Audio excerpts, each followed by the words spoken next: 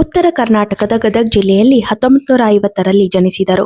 ಕುಟುಂಬವು ಮುದ್ರಣಾಲಯದ ವ್ಯವಹಾರದಲ್ಲಿ ಯಶಸ್ವಿಯಾಗಿತ್ತು. ತಂದೆಯ ವ್ಯವಹಾರದಲ್ಲಿ ಸಹಾಯ ಮಾಡುತ್ತಿದ್ದರೂ ನಾನು ಏನಾದರೂ ಹೊಸದನ್ನು ಸಾಧಿಸಬೇಕು ಎಂದು 1976ರಲ್ಲಿ ಹೇಗೋ ಹಣ ಹೊಂದಿಸಿ ತಮ್ಮ ಮೊದಲ ಹೆಜ್ಜೆಯಾದ ಒಂದು ಟ್ರಕ್ ಅನ್ನು ಖರೀದಿಸಿದರು. ಪ್ರಾಮಾಣಿಕತೆ ಮತ್ತು ಸಮಯಕ್ಕೆ ಸರಿಯಾಗಿ ವಿತರಣೆ ಎಂಬ ಸರಳ ಸೂತ್ರವನ್ನು ಅನುಸರಿಸಿದರು. ಅವರೇ ಡಾಕ್ಟರ್ ವಿಜಯ ಸಂಕೇಶ್ವರ್. 1983ರಲ್ಲಿ ಅವರ VRL ದೊಡ್ಡ ಸಂಸ್ಥೆಯಾಗಿ ರೂಪ ಪಡೆದುಕೊಂಡಿತು. ನಂತರ 1990ರ ದಶಕದಲ್ಲಿ ಪ್ರಯಾಣಿಕರ ಸಾರಿಗೆಗೂ ಕಾಲಿಟ್ಟರು ಮತ್ತು ಕನ್ನಡ ಭಾಷೆಗೆ ಸೇವೆ ಸಲ್ಲಿಸಲು ಬಯಸಿದರು. ವಿಜಯ ಕರ್ನಾಟಕ ಹಾಗೂ ವಿಜಯವಾಣಿ ಎಂಬ ಕನ್ನಡ ದಿನಪತ್ರಿಕೆಯನ್ನು ಪ್ರಾರಂಭಿಸಿದರು.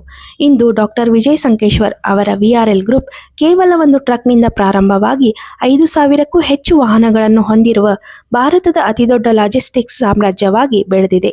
ಡಾಕ್ಟರ್ ವಿಜಯ ಸಂಕೇಶ್ವರ್ ಅವರಿಗೆ ಭಾರತ ಸರ್ಕಾರ ಪದ್ಮಶ್ರೀ ಪ್ರಶಸ್ತಿಯನ್ನು ನೀಡಿ ಗೌರವಿಸಿದೆ.